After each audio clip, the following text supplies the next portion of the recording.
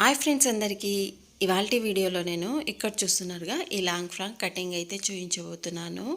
ఇది 2 సైడ్ చిన్న బార్డర్తో వచ్చింది. 1 సైడ్ బార్డర్ మొత్తం కట్ చేసుకొని ఇలా పైన నెక్ కోసం యూజ్ చేశాను.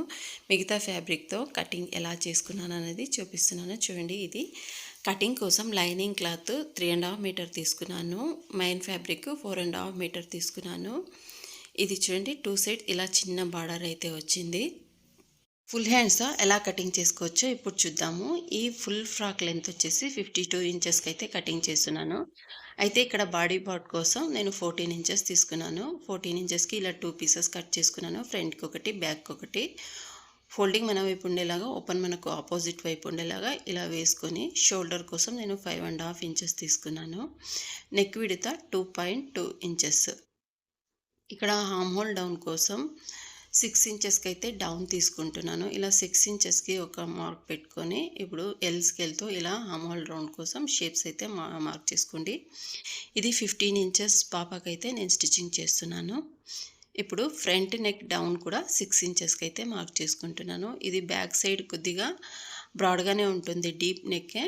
ఇలా ఫ్రంట్ సైడ్ అయితే 6 ఇంచెస్ తీసుకొని ఇక్కడ నేను రౌండ్ నెక్ అయితే మార్కింగ్ చేసుకుంటున్నాను. ఇప్పుడు హామ్ హోల్ రౌండ్ కోసం ఇక్కడ ఈ మూల ఉంటుంది కదా, అక్కడి నుంచి 1 ఇంచెస్కి ఇలా పెట్టుకొని ఇలా కవ్ స్కేల్తో హామ్ హోల్ రౌండ్ అన్నది డ్రా చేసుకోండి. ఇలా డ్రా చేసుకున్న తర్వాత ఫ్రంట్ నెక్ కూడా సేమ్ అదే ఎలాగైతే మార్క్ చేసుకున్నామో అలాగే ఫ్రంట్ నెక్ రౌండ్ షేప్ అయితే మార్క్ చేసుకుంటున్నాను.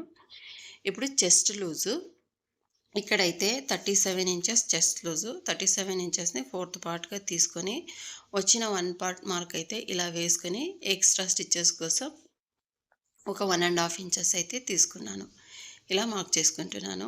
చెస్ట్ లూజ్ ఎలాగైతే చేసుకున్నామో అలాగే కూడా నడుం లూజ్ కూడా మనకున్న మెజర్మెంట్ని 4th పార్ట్గా తీసుకోండి.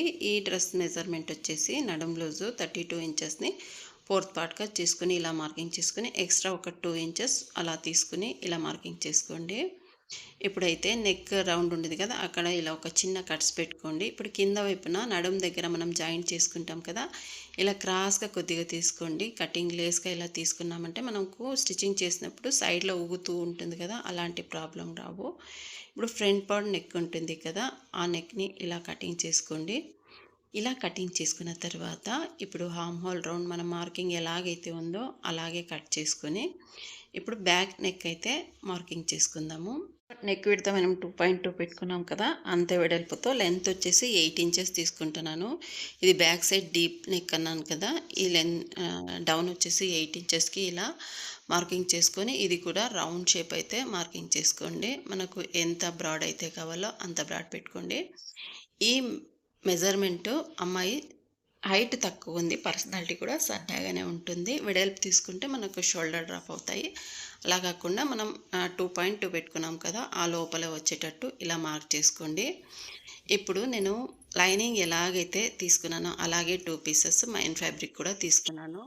ఫోల్డింగ్ మన వైపు ఉండేలాగా, ఓపెన్ మనకు ఆపోజిట్ వైపు ఉండేలాగా ఇలా కటింగ్ చేసుకొని పక్కన పెట్టుకునండి. ఇప్పుడైతే స్లీవ్ కోసం ఇలా 2 లేయర్ డబల్ ఫోల్డింగ్తో ఇలా ఇప్పుడైతే 2 పీసెస్ ఉన్నాయి. ఇప్పుడు దీన్ని డబల్ ఫోల్డింగ్లో ఫోల్డింగ్ చేసుకోండి. ఇప్పుడు 4 పీసెస్ అయితే ఉన్నాయి. ఇది ఫుల్ హ్యాండ్స్ కట్ చేస్తున్నాను.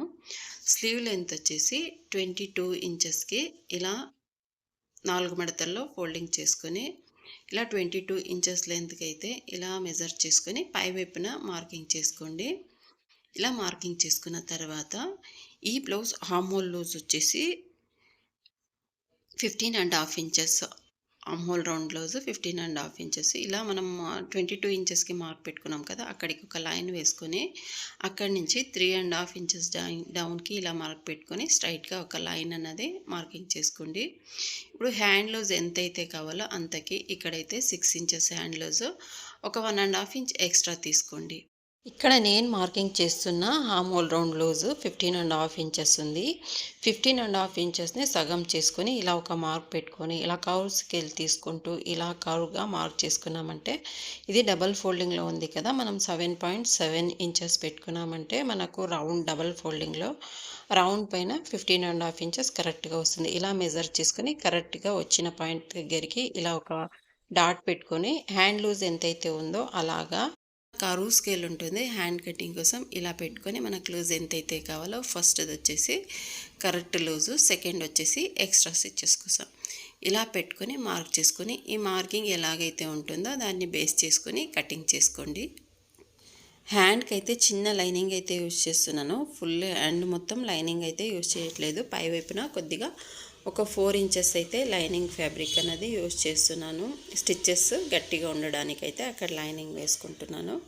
చూడండి, ఈ లైన్ ఎలాగైతే ఉంటుందో అలాగే కట్ చేసుకోండి. ఇలా కట్ చేసుకున్న తర్వాత మనం ఆర్మ్ హోల్ రౌండ్ లూజ్ కోసం ఒక కట్స్, అలాగే పై వైపున ఈ జాయింట్ దగ్గర ఒక కట్స్, ఇలా కట్స్ పెట్టుకున్న తర్వాత ఇప్పుడు లైనింగ్ ఫ్యాబ్రిక్ అయితే కటింగ్ చేసుకుందాము. ఇది కూడా 4th ఫోల్డింగ్లో ఫోల్డింగ్ చేసుకొని ఒక 4 ఇంచెస్కి ఫోల్డింగ్ వదిలేసి ఒక 4 ఇంచెస్కి ఇలా మార్కింగ్ చేసుకొని మనం మెయిన్ ఫ్యాబ్రిక్ ఎలా కట్ చేసుకున్నామో అది పెట్టేసి ఇలా కట్ చేసుకుంటే మనకు లైనింగ్ క్లాత్ అనేది రెడీ అవుతుంది. మొత్తం body part, slew part ready అయిన తర్వాత ఇంకా రిమైనింగ్ క్లాత్ మొత్తం నేను కింద ఫ్రాక్ కోసం యూజ్ చేస్తున్నాను. ఇది 2 సైడ్స్ చిన్న బార్డర్ వచ్చింది కదా, 1 సైడ్ బార్డర్ మొత్తం తీసేసుకొని ఈ క్లాత్ని 2 పీసెస్గా అయితే చేసుకుంటున్నాను. ఫ్రంట్కి ఒకటి, బ్యాక్ ఒకటి చిన్న చిన్న ఫ్రిల్స్ పెట్టేసి స్టిచ్ చేస్తున్నాను. ఈ బార్డర్ని నేను నెక్ అయితే యూజ్ చేసుకుంటున్నాను. ఇప్పుడు కటింగ్ చేసి పై వైపున ఉన్న బార్డర్ని నెక్ కోసం అయితే యూజ్ చేస్తున్నాను.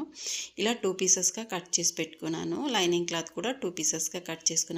ఫ్రంట్కి అలాగే బ్యాక్ పార్ట్కి, బాడీ పార్ట్ అలాగే లైనింగ్ క్లాత్, స్లీవ్ పార్ట్ అన్నీ మొత్తం రెడీ చేసుకున్నాను. స్టిచ్చింగ్ వీడియో నెక్స్ట్ పార్ట్లో చూపిస్తాను. Thank you for watching.